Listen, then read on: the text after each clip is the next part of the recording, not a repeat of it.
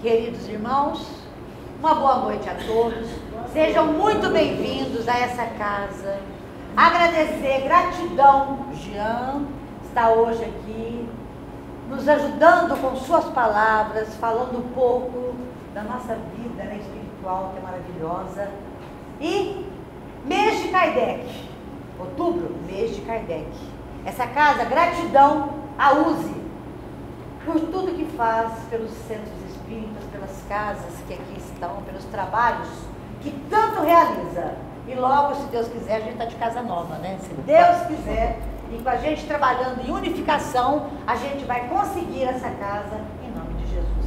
Vamos fazer a oração de Pai Nosso, que é a oração que Jesus nos ensinou, e nos dá abertura para que o Jean hoje nos felicita com muita luz nas suas palavras.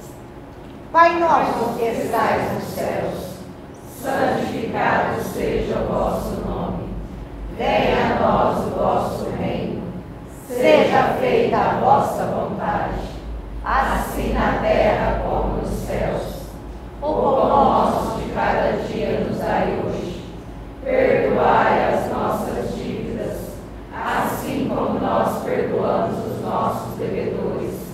E não nos deixeis cair em tentação, mas livrai-nos, Senhor, de todo mal, que assim seja. Seja muito bem-vindo, Jean. A palavra é sua, essa casa é sua, viu? A gente está de braços abertos. Muito obrigada. Obrigado, Fátima. Boa noite a todos. Boa noite. Eu espero que vocês estejam bem. Estamos. Primeiramente, eu quero agradecer a oportunidade de estar aqui novamente nessa casa. Agradecer o auxílio que temos recebido da casa também. O pessoal aí comprou pizza para organização da sede da USE. A USE é a União das Sociedades Espíritas do Estado de São Paulo. E na Vila Formosa, quem quiser conhecer, está sendo feito um salão de 800 metros quadrados para emprestar para as casas espíritas fazerem as suas promoções. E nós, a parte doutrinária, né? Então, quem tiver interesse de conhecer, dia 15 de dezembro, nós teremos o Vansan. Eu não sei se vocês já receberam o Vansan aqui na programação. Então, nós vamos encerrar lá. Então, ele vem aqui e depois nós encerramos todos lá. Tá? Então, nós estaremos lá com um salão de 800 metros quadrados para recebê-los. E o espaço é nosso, gente. A casa é nossa, existe uma comissão executiva para organizar. Mas o espaço é para que nós possamos receber as pessoas de fora. A inauguração oficial já está marcada para 25 de março, quando nós teremos a abertura da CONGESP, Confraternização das Mocidades e Juventude do Estado de São Paulo. Eu acredito que os jovens devem ter falado com a casa também. É um encontro de 3 dias. E nós vamos aproveitar o ensejo que o pessoal vem do Estado de São Paulo todo, até fora do nosso estado, para fazer a abertura do encontro e já fazer uma abertura oficial. Foi encaminhado para vocês, distribuído um folhetinho do congresso. O IDEFRAN tomou a iniciativa de começar um congresso espírita em Franca, pela pujança que nós temos do nosso movimento. Nós temos 100 casas espíritas na nossa cidade, contando aí os fundos de quintal fora em volta da cidade, né? Então essa é a região que mais tem centro espírita depois de Uberaba. Então nós merecemos um congresso e nós estamos convidando vocês, tem uma taxa de inscrição que é irrisória pelo tanto de conhecimento que a gente vai receber durante um dia. O que a gente vai fazer no sábado, durante o dia? Nada. Não vamos ficar fazendo coisa à toa, não. Vamos estudar. E se eu não estiver enganado, um mosquitinho me contou, eu sei que vocês não conhecem esses oradores, mas eu vou falar o nome deles, está marcado para o ano que vem. Estão conversando, mas é quase certeza. É um rapaz que ia na Fátima Bernardes, um tal de Rossandro, ele estará aqui o ano que vem. E um tal de Haroldo Dutra Dias, também volta o ano que vem, nesse mesmo evento. Então, assim, a gente aproveitando, já criando o hábito, ele vai se tornar um hábito da nossa família espírita francana, né? E aí, pessoal, não tem muita vaga. Imagina um Rossandro em Franca. É perigoso os espíritas ficar fora do evento. Porque pro Haroldo, o pessoal quis comprar ingresso no dia. Teve gente no sábado, às 12 horas, queria ingresso. Não tinha como deixar para a última hora, dar o jeitinho brasileiro. Não tem jeitinho brasileiro, não cabe. Nós não temos espaços para isso, né? Então a gente pede para vocês. E no IDEFRAN é mais barato a inscrição. Você vai lá, tem um valor nesse folder de vocês, mas lá é mais barato porque tem a taxa da maquininha.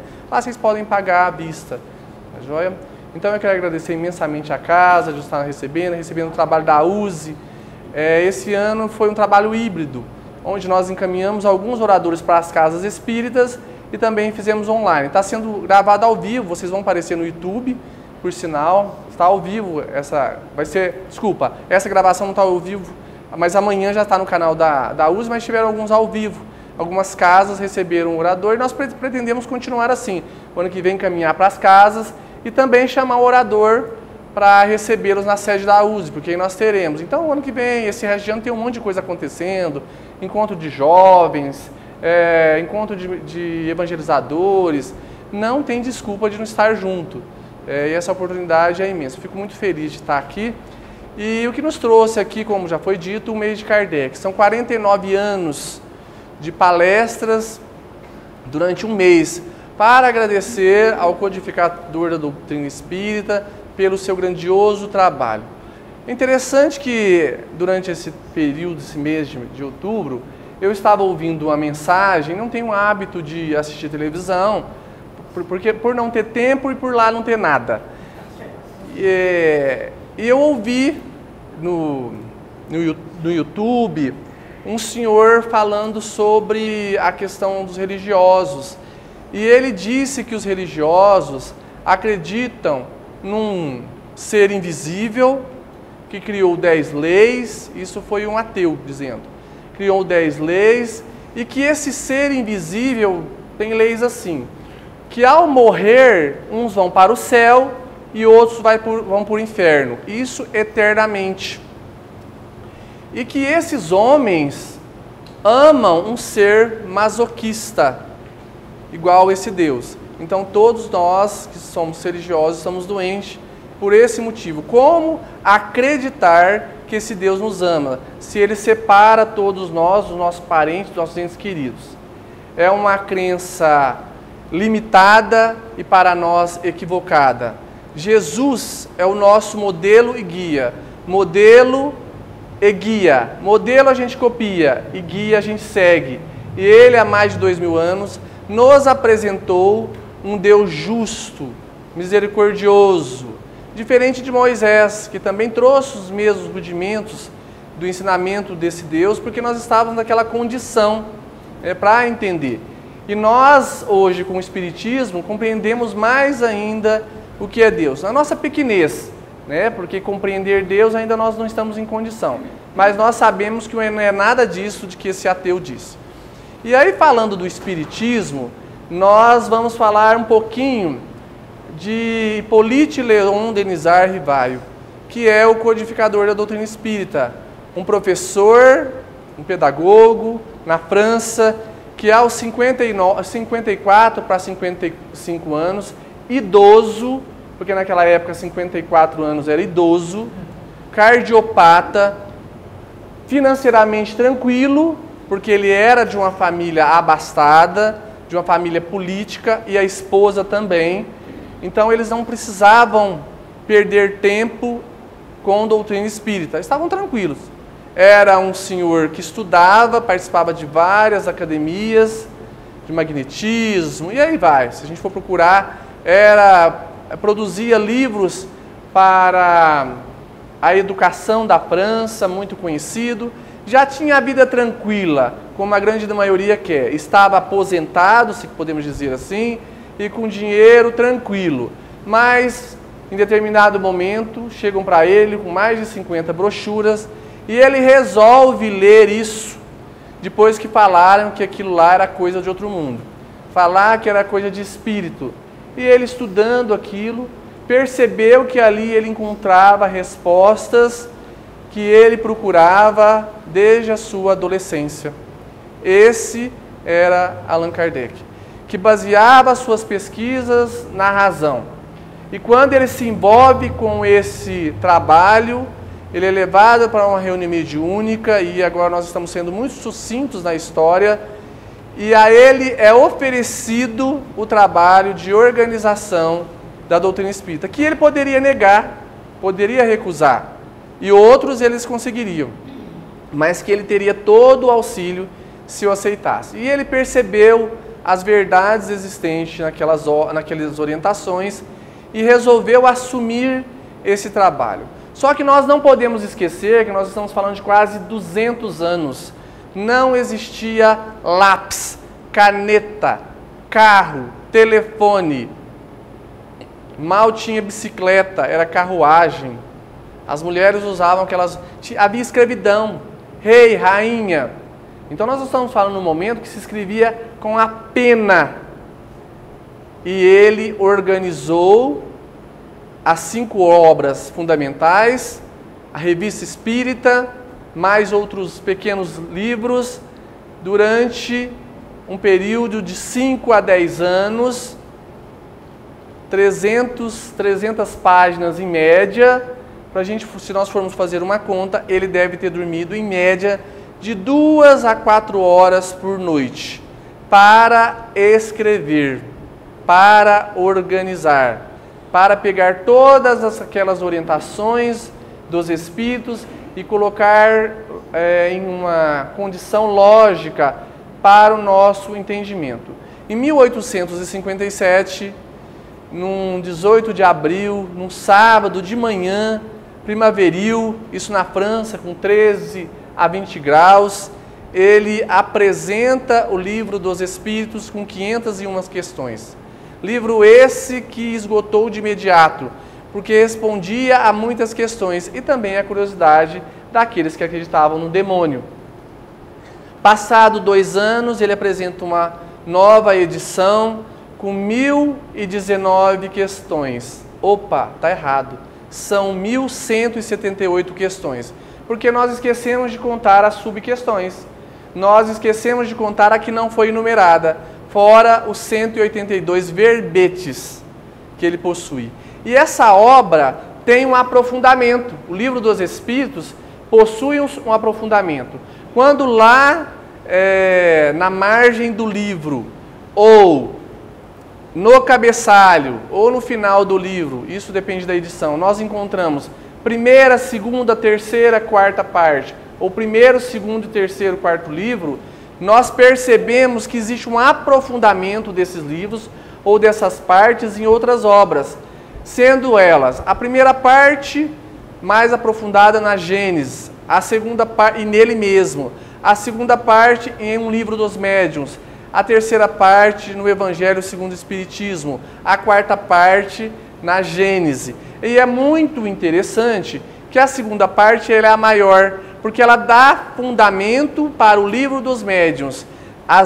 Essas 2 primeiras obras, elas são o arcabouço da doutrina espírita, é a parte científica da doutrina espírita. E, consequentemente, nesse período também, Kardec elabora a Revista Espírita, com vários, todos mesmo andando ver um fascículo, e hoje nós possuímos isso traduzido para a nossa língua, e ali questionando, tornando aquela obra uma revista especializada. Lembrando sempre que o objeto de estudo da doutrina espírita é o espírito. Consequentemente, o objeto de cura da doutrina espírita são as almas, são os espíritos. Nós temos como princípio a educação moral, a transformação e aquisição do conhecimento intelectual, para, consequentemente, ajudar na cocriação do universo. Quando eu evoluo, eu auxilio o meu meio.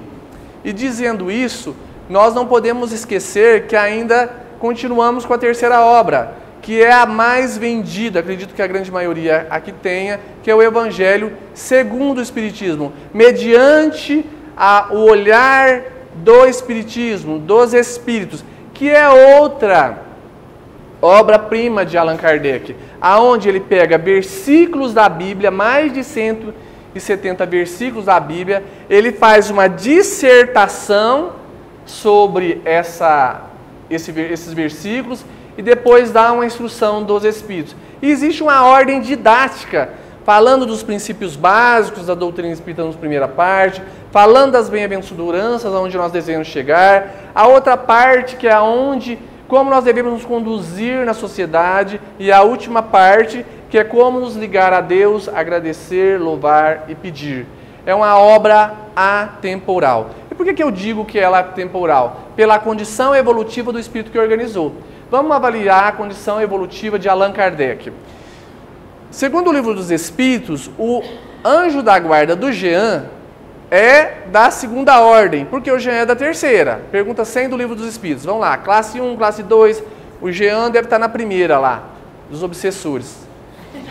E aí nós temos a segunda ordem. O meu mentor amigo deve ser esse. Então, Kardec tinha como mentor amigo o Espírito de verdade. Para alguns é Jesus, para alguns é João Batista, seja quem for.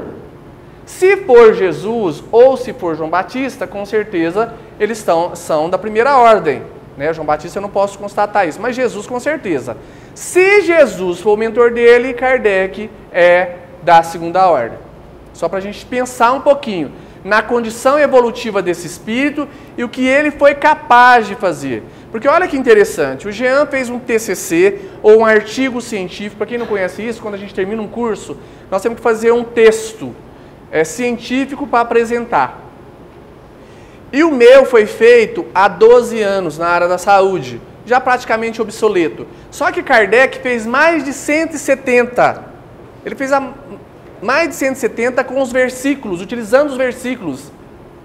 E isso em 8 meses, porque ele começa a organizar a obra do Evangelho segundo o Espiritismo em agosto de 1863 e termina em 64, onde ele apresenta atemporal. E quando ele manda uma carta, porque assim, Kardec era um idoso naquela época, já com seus problemas de saúde, ele é afastado de Paris, levado para a Normandia, numa região da família, uma propriedade da família, aonde ele leva uma baliza, não leva mulher, não leva ninguém, para ninguém fazer fofoca do que ele estava fazendo lá. Foi escondidinho, quietinho, tinha que descansar, ficar com a mente desligada da sociedade espírita parisiense. Mas ele encaminha uma carta, não era um e-mail, não era um WhatsApp, não tinha carteiro, era cavalheiro que colocava na bolsinha, como Jaime do Chaves. Eu sou dessa época, será que tem gente? Mas o Jaime daquela época não tinha bicicleta, era a cavalo. Toque, toque, toque, não, é pocotó, pocotó, pocotó. Imagina, a mais de 200 quilômetros de Paris. E levava essa carta para a Sociedade Espírita Parisiense, apresentou a carta dizendo assim, o que eles achavam daquela nova obra que surgia, que era e ele nem fala o nome, e os espíritos falam, essa obra mostraria o arranha-céu que é a doutrina espírita, faria uma transformação moral e social, alavancando os espíritos do processo evolutivo.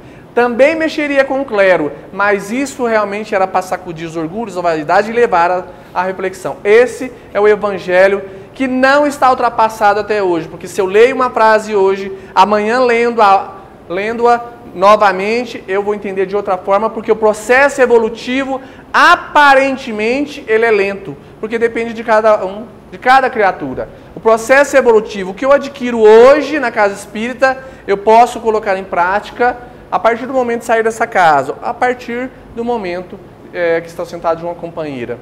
E aí continua, né? Ele vem e fala de um livro, O Céu e o Inferno, que na minha opinião deveria ser oferecido para todos aqueles que não entendem a doutrina espírita. O livro O Céu e o Inferno, ele desmistifica o céu e o inferno, o porvir, porque para nós o céu e o inferno não existe.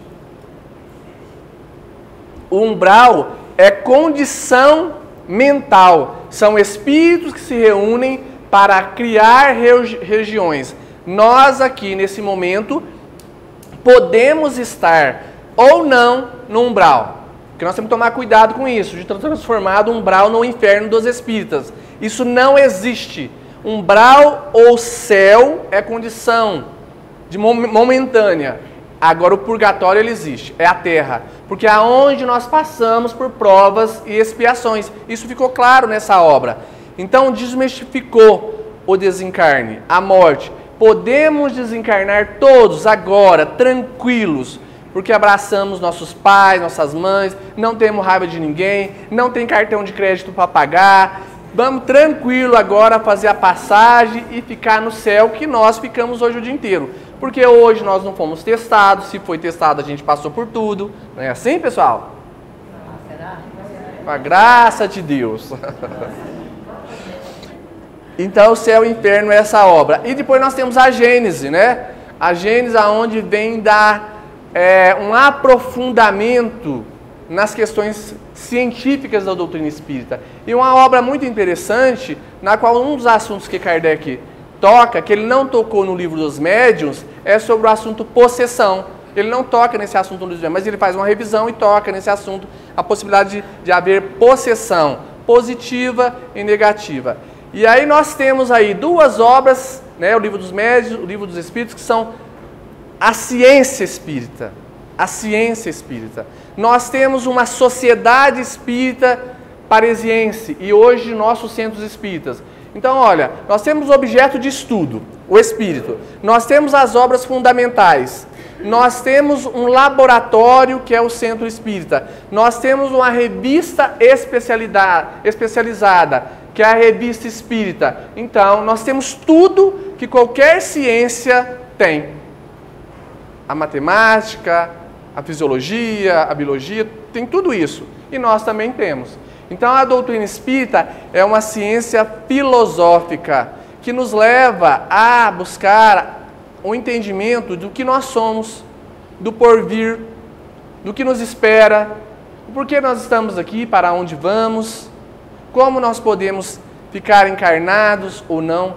Mas o mais interessante para mim de tudo isso é pensar numa frase: Kardec está ultrapassado. Kardec está ultrapassado. Eu fiquei pensando nisso.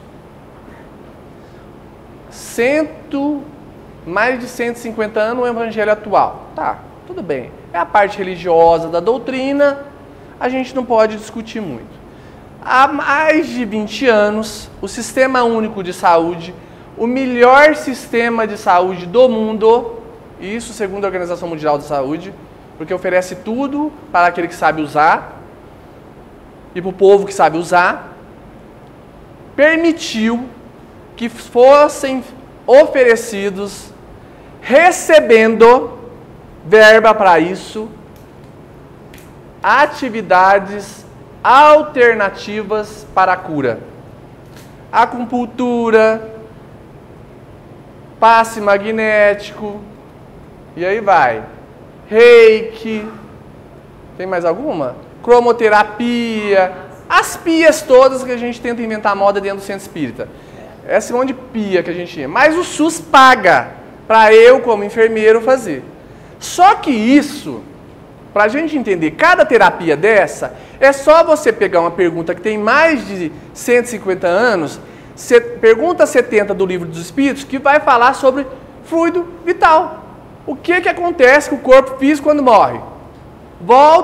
O fluido volta para o universo. Mas e quando eu não tenho? Quando eu não tenho fluido, eu posso receber. Mas quando eu tenho saturado, eu também posso doar. A gente faz isso no passe. O que são as terapias?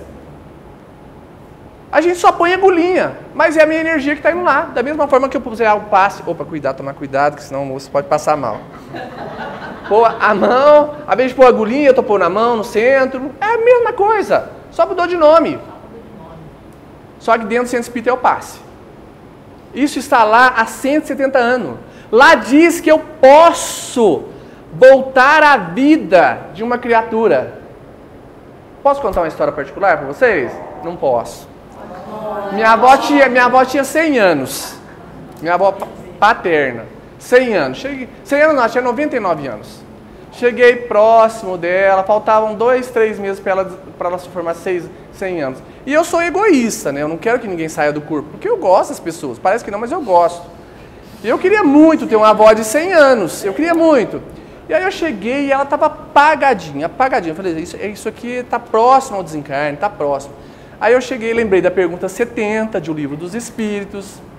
Cheguei perto dela, pus a mão no pulso dela, fiz uma oração e falei, Deus, permita que um pouquinho do que eu tenho aqui de fluido, eu estou sendo egoísta, passe um pouquinho para ela, dê um pouquinho de vitalidade. Eu tiro dos meus 150 anos, uns 2 para ela, e tá bom, né? Foi tão interessante que na hora que eu acabei de fazer a prece, ela levantou e fez assim, nossa filha, eu tô com a fome! E ela ficou mais 2 anos encarnada. E desencarnou assim, almoçou e fez isso. Né? Então assim, lá está falando no Livro dos Espíritos que eu tenho a possibilidade de auxiliar o outro, de curar a dor. Aí a gente vai entender o que o benzedor faz, o que aquele que põe uma coisinha na orelha faz. É isso. Nós temos em nossa mão uma ciência que nós desconhecemos. Aí na pergunta 162, essa quando eu li pela primeira vez, eu quase dei um trem. Eu falei... Eu sou enfermeira, acho que a grande maioria aqui sabe, né? Sou aquele que judia de vocês de vez em quando, não deixa acompanhante entrar, e não deixo mesmo, porque não pode, né? Faço respeitar que é 18 anos ou 60. Sou terrível. Tem uns que querem me matar, mas a morte não existe, então fico tranquilo. Olha essa pergunta, gente, do Livro dos Espíritos. Eu adoro essa pergunta. O aperfeiçoamento das raças animais e vegetais pela ciência é contrário à lei natural? Seria mais conforme a essa lei deixar que as coisas seguissem seu curso normal? Aqui está perguntando, não sei se vocês entenderam, se a gente pode manipular o corpo, se a gente pode mexer com transgênico, se a gente pode fazer doação de órgãos, se eu posso ir lá no útero da mulher sabendo que aquela criança vai nascer com defeito, eu posso lá mexer. Faz quanto tempo que a ciência fala disso, gente? Na época dos avós de vocês falava disso? Dos bisavós de vocês falava disso? Dos tataravós falava isso? Não falavam. Só que isso aqui tem mais de 150 anos. Essa pergunta ela está lá na primeira edição de 505. E Kardec está ultrapassado. A ciência fala isso há 20 anos, 50 anos no máximo. E nós já sabíamos disso. Nós tínhamos a possibilidade de fazer isso. Kardec já... Porque é um espírito que está além. Por isso a nossa gratidão a esse espírito. Aí em 13 de maio de 1888 aconteceu o quê? Olha, pessoal. Cadê a aula de história? 13 de maio de 1800... Abolição da escravatura. Mas o homem vivia com os reis, com o poder da época. Em 1857, 60, me faz uma pergunta assim, ó, o que... Vamos lá, não tem que repetir, porque parece que é o Jean que está falando. Dá uma coisa ruim na gente. Haverá homens que estejam naturalmente destinados a ser propriedade de outro homem? Toda sujeição absoluta de um homem a outro é contrária à lei de Deus. A escravidão é um abuso da força e desaparecerá com progresso, como desaparecerão pouco a pouco todos os abusos. A lei humana, fala do Kardec, a lei humana que consagra a escravidão é contrária à lei da natureza, pois equipara o homem ao animal e o degrada moral e fisicamente. Ele tinha a coragem de 1860, bem antes da evolução, a lei áurea no Brasil. Ele já falava disso. Mulheres, espíritos que estão num corpo feminino, vocês sabiam que até 1866 vocês não tinham alma? Existe uma pergunta na Revista Espírita que as pessoas perguntam para Kardec: a mulher tem alma? 1867, Kardec falava do voto feminino. O voto feminino no Brasil foi na década de 40 e com muita guerra, muita guerra. Então olha a vanguarda desse espírito chamado Allan Kardec, que às vezes a gente não entende, que às vezes a gente não compreende. Por quê? Por preguiça. O Jean tem muita preguiça de estudar. Às vezes a gente não tem certeza dos princípios básicos da doutrina espírita, mas porque não convém. Não me convém ter certeza que eu passo um processo encarnatório. Não me convém saber que eu influencio e sou influenciado. Não me convém, às vezes, saber que o objeto de trabalho do espírito é o seu pensamento. E vamos provar isso. Vocês provavelmente já pensaram em alguma coisa, ou já cantaram a música em pensamento, e de repente alguém chega cantarolando. Não já? Isso é pensamento. De repente, pelo menos é o meu caso, eu estou lá no meu serviço, ai que vontade, penso, ai que vontade de comer uma macarronada hoje. Chego em casa, a macarronada está até no prato que a mamãe fez. Nunca aconteceu isso com vocês? E por que ainda nós temos a dificuldade de utilizar esses conhecimentos de Kardec em nossa vida? Qual que é a nossa dificuldade hoje de utilizar o pensamento e a prece para auxiliar o outro? Meu filho está com febre, meu marido está doente, vamos correr para a UPA, vamos correr para o pronto-socorro. Ou primeiro, nós espíritas, vamos fazer uma prece. Primeiro é a prece. Primeiro é a água fluidificada que eu vou dar. Porque, segundo algumas benzedoras, elas não entendiam. Isso porque eu conheci várias, tive a oportunidade, porque eu já passei dos 20. E hoje não tem mais, né? São muito poucas. E eu visitei várias, eu tive a oportunidade. E elas sempre falavam, mas eu não entendo por que as mães trazem para benzer. Se elas são as que mais amam. Elas são as primeiras a conseguirem fluidificar uma água e dar para a criança. Porque nós não acreditamos. Porque nós não acreditamos. Será que nós sabemos que Deus existe? Será que nós sabemos mesmo que os espíritos se comunicam? Será que nós sabemos mesmo que os espíritos pré-existem ao corpo físico? Se nós sabemos, por que no Brasil se retomou a conversa de adotar novamente a permissão do abortamento? Não se conversa isso para o espírita. Não se discute isso com o espírita. É não. Para nós é não. Por qualquer motivo. Por qualquer motivo. Mesmo pelo estupro. Por que eu digo isso? Deixa nascer. Doa. Não precisa olhar. Doa. Porque você vai ser responsável. E aí nós vamos brincar sério com os princípios básicos da doutrina espírita. Só para a gente ter a certeza se os espíritos existem ou não. Em determinado momento, essa mesma avó estava fazendo 100 anos. 100 anos. Uma das minhas primas veio de São Paulo. E eu, sentado numa cama, conversando com ela, falei, minha prima, você precisa ter mais filhos. Porque eu não vou ter. Minha irmã não vai ter. Seu irmão, não sei. A fulana não vai ter. Então a família tá acabando aqui, né?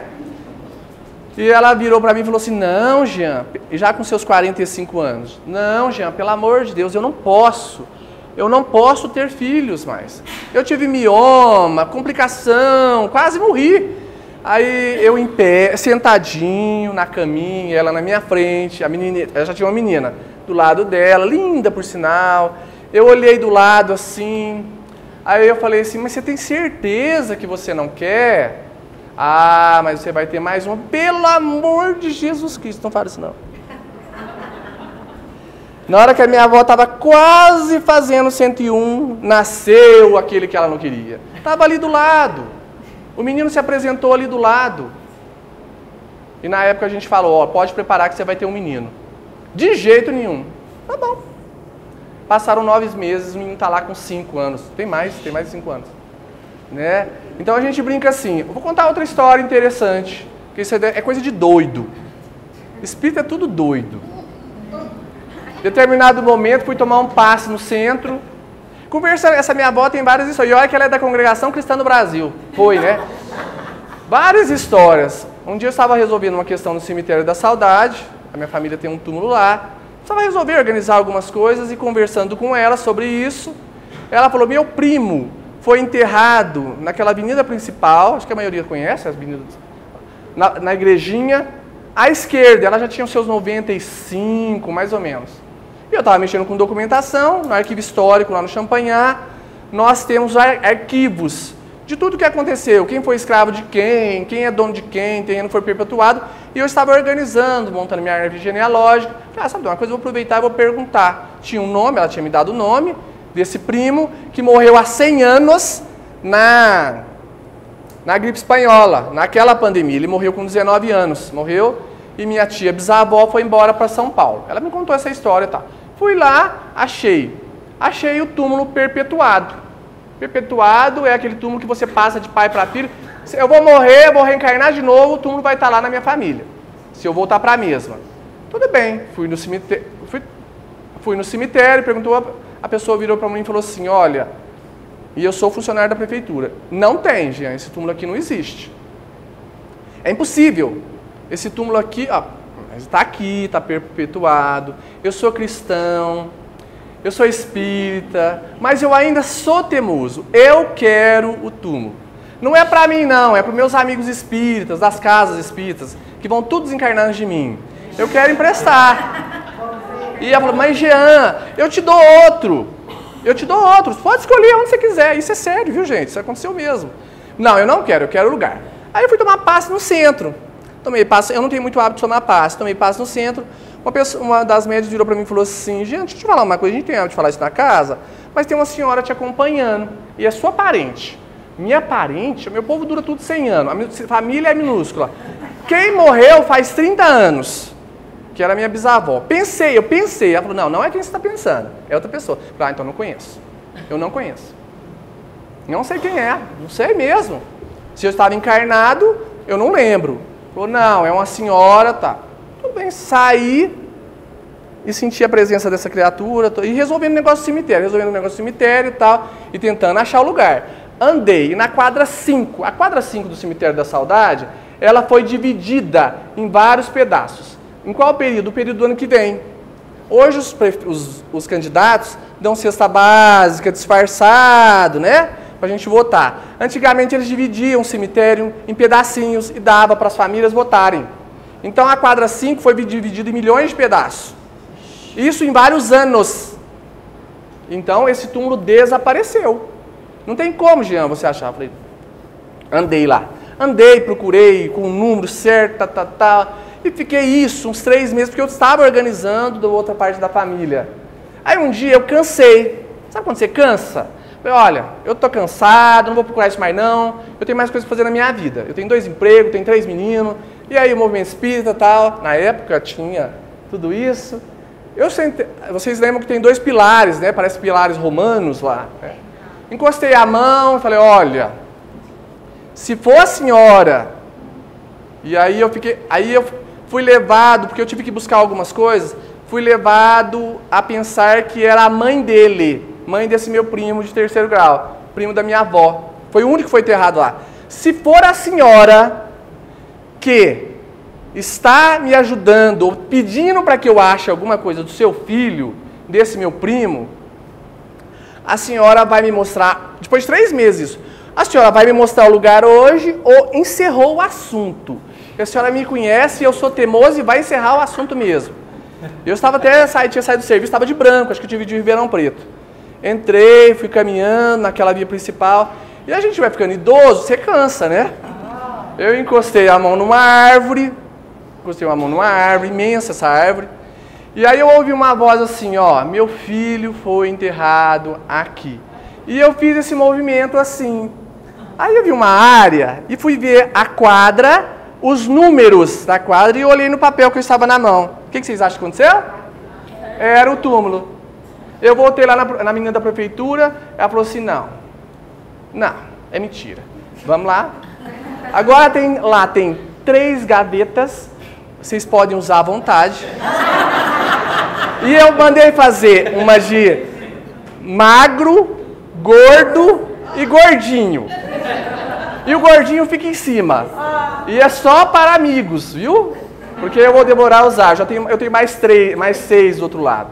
E isso, pessoal, eu precisava organizar. eu não conhecia nenhuma dessas pessoas, porque eu era a terceira geração, achei todas as pessoas para organizar. Agora, como que eu vou falar que eu não acredito que os espíritos continuam depois da morte? Como é que eu vou falar que eu não sou influenciado pelos espíritos? Como que eu vou falar que às vezes uma discussão, um colóquio, uma conversinha dentro de casa, aí eu não sou influenciado? Não tem como mais. Já é uma verdade.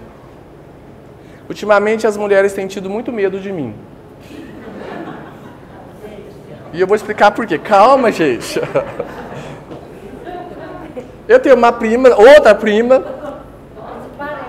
Eu tenho alguns parentes. E ela era mais nova que eu. Eu trabalhei em 2 empregos à noite.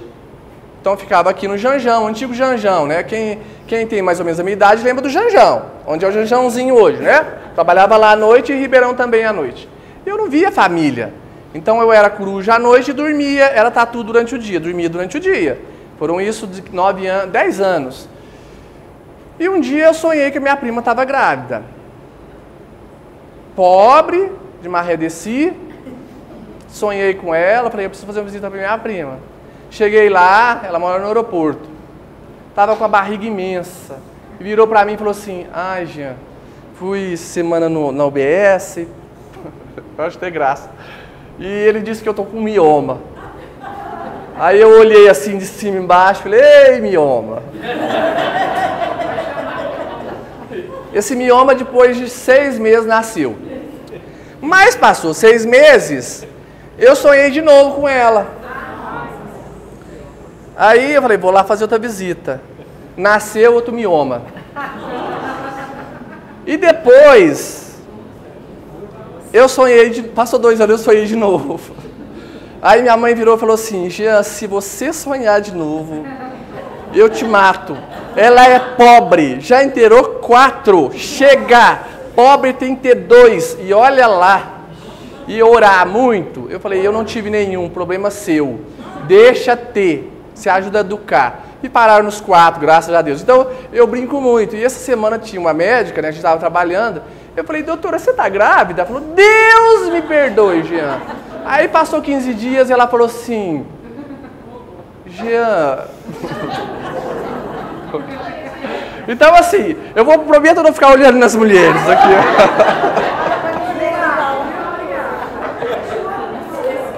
Então, assim, a gente brinca assim... Até para a gente assimilar a doutrina. Gente, tem um capítulo no Livro dos Médiuns que fala para a gente tirar o maravilhoso sobrenatural. Parou com isso. Não tem maravilhoso sobrenatural nenhum na doutrina. A doutrina é uma ciência natural. O 6º sentido, na verdade, é o primeiro sentido, a mediunidade. A partir do momento que eu fui criado, a mim foi indicado um espírito e ele me influencia desde o momento que eu fui criado. Olha que maravilha, eu tenho a capacidade de salvar a vida do outro. Será que eu tenho sido esse consolador prometido? Será que eu tenho honrado Kardec muitas vezes pela 2ª vez? Porque Kardec faz uma viagem espírita da mesma forma que hoje nós tentamos realizar, claro que não na magnitude dele. Viajava nas sociedades espíritas parisienses, nas carruagens, no trem que andava 20 km por hora. Nós estamos falando de séculos. E nós estávamos naquela sociedade. Quantos de nós que hoje possuímos uma facilidade imensa de compreensão na doutrina espírita? Porque muitos de nós estávamos lá e falhamos pela intelectualidade. Nós permitimos que o nevoeiro da intelectualidade nos absorvesse novamente, porque foi uma época do niilismo também. E aí vieram as guerras. E fomos convidados, muitos de nós, a ir para um país para fazer florir o espiritismo. Não na minha casa, não no meu cantinho, mas me colocar à disposição sendo útil, me colocar à disposição sendo um centro espírita onde eu estiver, sendo justo, correto, amoroso, piedoso, ter empatia com o outro sem ser conivente com as falhas. Ser amoroso com as almas, para que o nosso país realmente se torne a pátria do Evangelho. Porque eu brinco muito, eu sempre tive esse pensamento, que eu falei, pátria do Evangelho, e eu não tinha lido o livro, depois eu fui ler. Eu sempre pensei que pátria do Evangelho não quer dizer que as coisas iriam de mão beijada, e sim que os espíritos que estivessem aqui estariam em condição para educar o povo. E depois eu leio o livro e percebo que era isso mesmo. Então nós, espíritos cristãos, fomos trazidos para o Brasil porque nós temos condição de receber árabes, muçulmanos, judeus que não conhecem o Cristo e também ateus e almas novas para educar. Só que para isso eu vou passar por tribulações. Mas seria justo, Deus seria justo colocar espíritos com maior dificuldade de compreensão em lares de ateus? Não estou dizendo que o ateu não tem nenhum mérito. Tem sim. Porque isso não tem condição, não tem nada a ver com religião. Mas nós espíritas tivemos o primário no monoteísmo quando estivemos encarnados lá com Moisés. Vários séculos com Jesus. O ensino médio. E agora a universidade com o Espiritismo. E o que eu estou fazendo que tem gente se suicidando do meu lado? O que eu estou fazendo que tem gente que acredita que se trair a esposa por causa de um corpinho bonitinho vai resolver alguma coisa? Você vai continuar sendo feio do mesmo jeito. Não vai não. O que está acontecendo? Quantas pessoas estão pensando em usar droga porque está saciado de tudo que o mundo ofereceu? E você não ofereceu o ponto de vista que te tirou da ignorância, que é o Espiritismo. A ignorância moral e intelectual. Se existe guerra no nosso planeta, é porque ainda existe guerra no coração das almas. Eu ainda continuo guerreando? Eu ainda continuo não me aceitando? Eu ainda não continuo aceitando a cor que eu tenho, o carro que eu tenho, o marido que eu tenho, a esposa que eu tenho, o governo que eu tenho? Eu ainda não aceito? Eu ainda continuo estacionado na culpa que me impede de trabalhar? Porque quantos de nós que já vem na casa há mais de uma semana e já pode ajudar? Quantos de nós que já pode pôr a mão num coração amigo e auxiliar e tirá-lo da dúvida de que a vida continua? Quantos de nós? Será que nós não temos mesmo a certeza de que essa doutrina espírita, quando ela fala de reencarnação, ela fala de um dogma palpável? Palpável. Quando a gente se aproxima de criaturas que nós nunca vimos e que você se aconchega, porque você encontra um coração amigo, um coração fraterno de outras vidas. Quantas vezes? Será? Será que tem justiça em permitir um continente inteiro, ele sendo o africano, passar por todos os tipos de miséria? Se Deus é justo, onde está a justiça? Que Deus é esse? Vou seguir o ateu, ele está certo. Porque esse Deus é masoquista. Mas a lei da reencarnação explica a justiça de Deus. Coloca a lei de Deus na nossa consciência, e o Espiritismo vem mostrando para nós em cada gesto, em cada atitude que nós temos, o desdobramento dessa lei. E quando eu estou com dor, com dificuldade, ela vem nos falar que a prática da piedade, que é o prelúdio da caridade, é um começo para aliviar nossas dores. Tá com dor? Vem para o centro espírita. Mas não vem para tomar passe, não. Vem para limpar a cadeira. Vem para ver aquele colega fazer cara feia para você, porque você põe meio copinho d'água, era para ter enchido. Vem servir, porque a dor vai embora. Aí eu vou brincar. Ai, meu Deus, que medo. Fibromialgia. Como é que chama aquele negócio que dói os ossinhos assim? Artrite, artrose, diabetes alterada, pressão alterada. Vem trabalhar, gente. Vai trabalhar. Isso é energia acumulada. Pergunta 70 do Livro dos Espíritos. Estuda lá, a orientação de Kardec. Tudo que não é utilizado fica acumulado e vira doença. E uma palavrinha, né? Que às vezes a gente não quer entender. Que Kardec deixa isso claro. É um dos maiores capítulos do Evangelho segundo o Espiritismo. Mas não é uma atitude, um gesto avulso ou não raciocinado. A prática do perdão. A prática do perdão nos liberta de qualquer dor, mas nos prende também. Isso é fisiológico. O espírito que toma conta desse corpo. Vou contar outra historinha para vocês. Temos uma companheira no movimento espírita, distante daqui, que ela discutiu com o pessoal da casa. E ela saiu da casa espírita.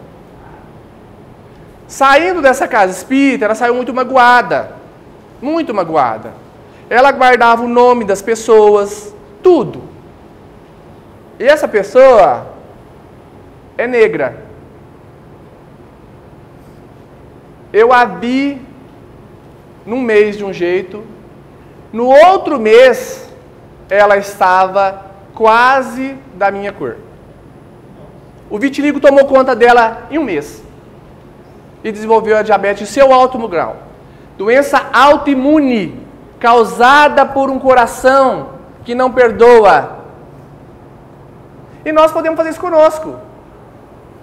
E não estou falando isso em termos de julgamento, e vocês nem conhecem, nem vão saber quem é. É um exemplo. Para a gente pensar, será que eu quero ficar preso ou liberto? Eu quero ser feliz ou ter razão? É melhor a gente querer ser feliz. Será que eu vou ficar preso aos pequenos melindres? Só que a ajuda para isso é o estudo. Estudo metódico da doutrina espírita. Aqui deve ter uns 500 livros. Nós estamos aqui em quase 200 pessoas, é isso? 150 pessoas. Se nós formos dividir esses livros aqui, não dá para dar um livro por mês para cada um. Que eu sei que esse ano vocês já leram 10 livros. 10 meses, um por mês, não é isso, pessoal? Não. Então vocês têm 2 meses para ler 12 livros. Uma biblioteca daquela. Porque se eu tenho conhecimento e não faço uso dele, opa, vamos fazer uma coisa? Na outra encarnação, você não precisa disso aqui, você não vai usar mesmo. Porque o instrumento não foi utilizado, para quê? Foi te dado um talento, você não utilizou, o que aconteceu com o rapaz lá? Um tinha 3, 2, outro tinha 1. 5, 3, 2, 1. Foi tirado e dado para os outros, velho. E às vezes a gente reclama porque o outro é bem sucedido, ganha muito dinheiro, meu filho não gosta de estudar. Mas quantas vezes ele já viu você lendo um livro? Ele já viu você lendo um livro? Ele já viu você costurando um sapato? Você já deixou ele quebrar uma xícara na pia por ter tentado lavar a louça? Ou é o coitadinho, eu não fiz... Ai... Eu não tive infância, agora eu vou dar tudo e até as decepções dos filhos. Porque o que a gente mais está vendo hoje é suicídio de jovens. Porque é o vazio. Ele não tem responsabilidade. Porque o livre-arbítrio, ele envolve responsabilidade. Qual é o espírito que tem maior livre-arbítrio no nosso planeta? Quem, gente? Você sabe quem é? Jesus. Por quê? É o que mais tem responsabilidade. Ele tem responsabilidade sobre todas essas almas. Ele é o mais livre. Se você quer ser livre, tenha responsabilidade. Porque os espíritos vão confiar em você. E, consequentemente, você terá confiança e mais trabalho. Porque, segundo Kardec, olha o que ele fez. Momento para ele descansar. Para o espírita, descanso é mudança de atividade. Não é ociosidade, porque na ociosidade a gente faz coisas que não deve. A gente apronta. Melhor, eu apronto. Vocês não. Eu apronto. Então, para a gente pensar, o que a doutrina me move? Porque a gente não quer que ninguém decore livro, mas que viva. Se eu conseguir ir na fila do banco e não desejar mal para a colega que está lá na frente digitando, reclamar da demora, já está bom. E eu já ensinei isso para vocês, eu acho que da outra vez que eu vi aqui, não já? Do livro. Ensinei, né, Cristina? Você gostou? Você faz agora? Eu vou repetir. Então, quando a gente vai num banco, ou quando a gente está no vaso sanitário com prisão de ventre, a gente leva uma obra fundamental. Porque os espíritos inferiores são muito inteligentes. Ele não quer que você aprenda nada. Então ele vai soltar seu intestino, eu ia falar outra palavra. Ele vai fazer você soltar o seu intestino para você não ler, porque você sai logo dali e fecha o livro. A mesma coisa quando você está na fila do banco. Se você ficar ali lendo, você vai aprender a ser um homem de bem. E não vai reclamar mais. E os espíritos não querem. Eles são inteligentes. Você desencarna, você não perde a inteligência, não. Você se junta com os afins e fala, agora vamos pegar aquele fulano. Mas se o fulano estiver em vigília, não vai acontecer. Você está com um problema de insônia, pega, tem 500 livros aqui, é um por noite. Ah, na segunda, na terceira noite você vai dormir. Vai dormir. Vai dormir, porque eles vão te dar sono. Gente, a doutrina é racional. É para a gente utilizar para a vida. Se você recebe uma orientação, não faça isso, não faça. Por que fazer? Por que a gente não acredita? Porque se a gente recebe uma orientação, não é não. Nós estamos muito desobedientes. A proposta agora é sermos obedientes e resignados. E não indiferentes. Vamos saudar as pessoas, ser mais alegres, mas não só aqui. Vamos cuidar um do outro, vamos cuidar do nosso bairro, da nossa família. Mostrar o tanto que essa doutrina é libertadora, que nos salvou de alguma dor. Porque se nós estamos aqui, alguma bem ele está fazendo. E assim, se esse demônio é bom, vamos divulgá-lo. Né? Então assim, a gente precisa pensar. O que eu estou demonstrando para o meu vizinho? Eu brigo ainda porque o vizinho está pegando o chuchu que está no muro? Eu brigo com a vizinha porque ela varreu e jogou na minha calçada? Varre a dela e dá outra e pronto, vamos viver em paz. Carrega, vamos ficar carregando até quando? Porque o câncer de próstata, o câncer de seio, e vários cânceres que estão surgindo agora, não são muitas vezes expiações, são provas que nós plantamos agora. Porque eu estou magoado, porque a Fátima não me deu um copinho daquele que tem florzinha igual a minha avó tinha.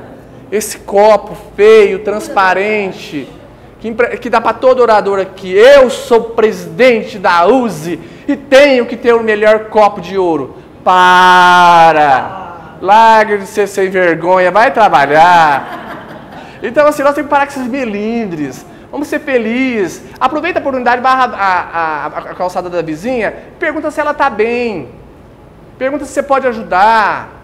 Fala que você gosta. Nós temos vizinhos difíceis, mas o tanto que você é difícil também. Aquele marido que você tem do seu lado, você implorou para ele estar do seu lado. A esposa também. Se o seu filho resolver, se o seu filho tem a predisposição à homossexualidade, ame a alma. A alma. Nós vamos passar por todas as experiências, todas que se fizerem necessárias. Nós somos espíritos perfectíveis e depende de mim ser melhor ou pior. Eu quero agradecer imensamente a vocês a oportunidade de estar aqui. É uma honra imensa. Tendo a certeza de que nós vamos nos encontrar em algum momento nesse universo, ao desenfaixar do corpo, eu quero desejar mais uma vez para vocês um bom passamento, um bom desencarne, que vocês possam ir tranquilamente, porque estarão com a consciência tranquila. Que nós, se esse umbral existir, nós possamos ir lá para o umbral mesmo e falar só, fulano, eu vim te buscar, e vamos acabar com essa bagunça aqui que nós temos que trabalhar. Que Jesus nos abençoe, até uma oportunidade, agradeço a todos, Agradeço ao Eurípides e o Rui, que têm filmado as palestras, fez esse trabalho maravilhoso para nós. E que nós possamos nos encontrar aí na inauguração da sede da USP. Eu espero que todos vocês estejam lá, no Vansan. Um fraterno abraço a todos, eu estou à disposição. Amanhã eu entro no serviço 7 horas da manhã. Então eu tenho que pelo menos tomar um banho. Eu saindo daqui 6 horas, dá tempo. Tá joia? Obrigado, gente. Boa noite. Obrigado.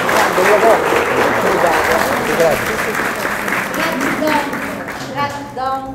Eu acho que todos vocês foram presenteados, igual eu fui, né? Que a gente tem que agradecer a cada momento. E o que o Jean falou, a casa espírita, ela é extraordinária. É sua casa. Para mim, é a minha casa. Eu não sei se vocês sabem, eu chego aqui às 6 horas, que a reunião começa às 8, às 20 horas. Mas eu 6 horas já estou aqui. Isso é gratidão. Isso, para mim, é um presente grande. Para a gente entender que quanto mais a gente tem esse aprendizado, mais a gente cresce, mais a gente ajuda lá fora, né? Agradecer ao Jean, a todos os colaboradores dessa casa, a todos os visitantes, né? Que para nós é um prêmio estar com vocês, tá bom?